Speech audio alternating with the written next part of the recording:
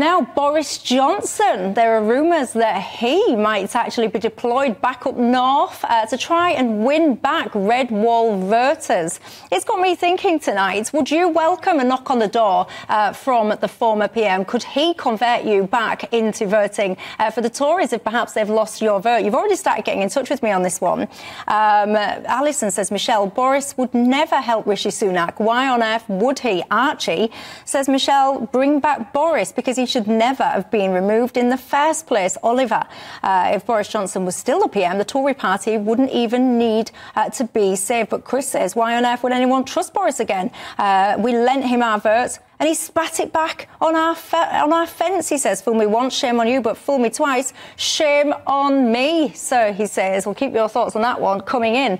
Let me start with you, actually, Joe. Boris Johnson, is he the man then to keep that red wall for the Tories? Well, I think anyone who's seen me on your programme over the past will know perfectly well that I have a very low opinion of Boris Johnson. I think he brought the Conservative Party government and Parliament into total disrepute. He's a liar. He can't be trusted. However, as your viewers and listeners show, there's a lot of people who still think he's great, and there is no doubt that he has got charisma. He's a good campaigner. It's interesting that there is a deafening silence from Downing Street, and whilst Boris Johnson may well be, deployed to go and talk on the rubber chicken circus, as it's called, presumably when he's not on sort of flying solo to go and see Venezuelan presidents and various other people and then just texting the Foreign Secretary en route, there will be a lot of people who like him, but there are an awful lot of people who will not forgive him, and those are people within the Conservative Party. Not forgive him for what? Well, Partygate, for one, lying to the Queen, lying to Parliament, lying to the public on so many occasions. And I think the people who don't like him saw through him. And I think, can't remember his name, but the person who said he spat on the fence, I presume he said spat on the fence, not sat on the fence. No, he said spat. Yeah, he spat on it. It was Chris, actually. Yeah. So he spat it back. And I think, anyone who stands for election at whatever level, you are asking the public to trust you. If you abuse that trust, you don't deserve to have it back. I can hear some of you guys at home responding. Some of the things that Joe was just saying. I know you guys well. Tell me your thoughts. Richard Tice. It'll be interesting other people's feedback as we go through the show on this issue. But it feels to me there's two issues. One, I think that in June 22, I checked, his poll rating, there was in the red wall, there was 50% disapproval of his performance.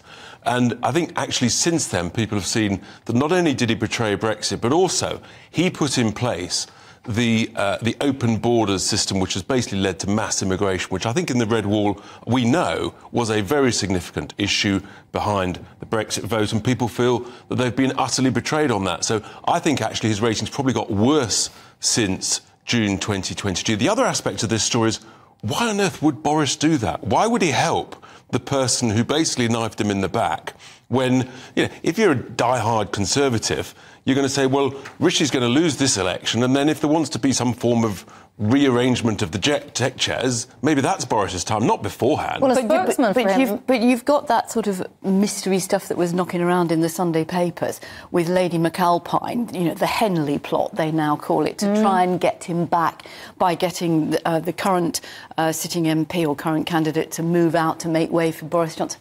Why would he go back to being an MP? He didn't want to be an MP in the first place. He's too damn lazy. Well, a spokesperson for him, among other things, says his position has been consistently in support of the Tory party for his entire political life, and that will remain so. And I mean, at the end of the day, what I will find really interesting, Richard, about the next election is how many people actually turn out to vote, because so many people are disillusioned with politics. They don't feel politically connected or engaged.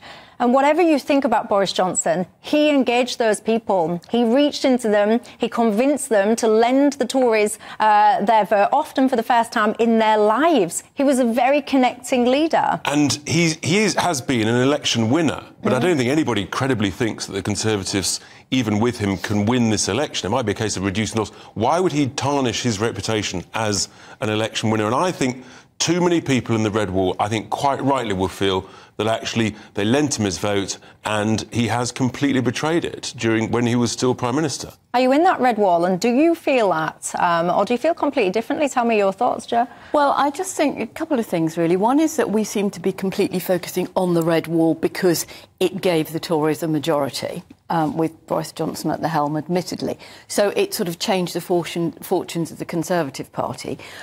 So there's a desperate bid by the Conservatives to keep that or win it back, at the expense of the rest of the country. But I think the point you make, Michelle, about people going out to vote is the biggest single problem. And as you well know, because I've told you before, I've got a book just out called Why Vote, which is arguing, actually, that apathy is the most dangerous thing. And but aren't you a fan of compulsory voting? I certainly am, yeah. See, I found the notion that I would be compelled, because I say this often on my programme, if I was not doing this job, I almost certainly, unless something dramatically changed, I almost certainly wouldn't turn out to vote. So I think because of the job that I do, I think I should make the effort to engage. So I probably will even end up spoiling my ballot. But the fact that you and people that support that view would try and compel me, I always have the same question for you. How on earth would you get me and people like me to do that? At the age of 16, you get your national insurance number. Yeah. You keep that number for life. At the same time, you should get your right to vote. But you should, just as they do in Australia, you should vote. Because if we don't... Well, I reject that, by the way, from 16, but we'll come on to that. Tell me how you're going to get people like me physically to go and vote. If you don't vote, you get fined, or, because it would be linked to your national insurance number, not national insurance contributions, which Rishi Sunak wants to get rid of, then actually maybe there would be a deduction in your pension or your benefits. And do you think that's going to engage me more in politics, that you're going to force me by deducting money from me to engage? No, of course not. Not by making people do it if they don't want to. What we need to do is to have a process of education. Everybody's got opinions. But that's really insulting. You're suggesting that people like me that are not politically engaged are doing so because we're not educated. But actually, Michelle, it doesn't. I'm not. No, you just said you need a process of education. Yes, at school. I mean, so that there are lots and lots... So you think that people like me that are politically disengaged, and by the way, there are millions of people, when it comes to voting, if I didn't do this job categorically, I wouldn't vote. You're not politically disengaged for 5 when nights it comes a week. to the purpose of voting, I've just said, in general elections and the like, I'm telling you, me and millions of people how do we will not persuade you? And you're suggesting that the remedy to get those people engaged is education, which by default, therefore, must mean that you think that we're not engaged because we lack education. I think that's really ridiculous. Well, I think people don't understand the political system. So we're not politically engaged because we don't understand. But you are. But we understand fully, and we have no trust or connection with the people that are trying to dictate our lives to us. We don't trust them one jot. We don't think that they will actually deliver the things that they say. We think that they're in it for themselves, and that, among many, are reasons why we're not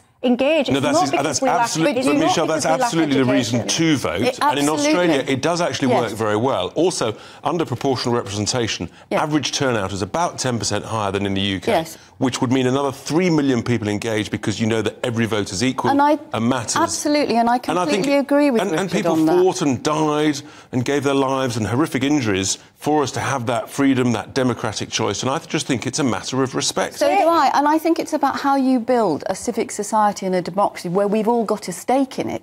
It seems absolutely counterintuitive to say you're not politically engaged when every night of the week you sit... No, because I qualified what I said. I didn't just put a full stop at the end. I said I'm not politically engaged when it comes to voting in general elections. You're not engaged with the voting system, but you are engaged in a number of political issues, whether it's about immigration, whether it's about housing, about education. But I would say pretty much everybody that I know, when I have two sides to my life, I have this media bubble in London, and then I have what I call real life and home. Pretty much every single person, and I'm racking my brains to think if I know any exceptions, pretty much every single person that I know will not vote at the next general election. Well, I think that's a tragedy for the reason that Richard said. There are people around the world today fighting and dying and risking their lives and being and let me respond to that. Let me respond to vote. that point, because particularly a lot of women, they did in some cases give their lives as well to enable people like me to have that ability to vote. And what I would say to that is they did those acts which I respect massively and appreciate,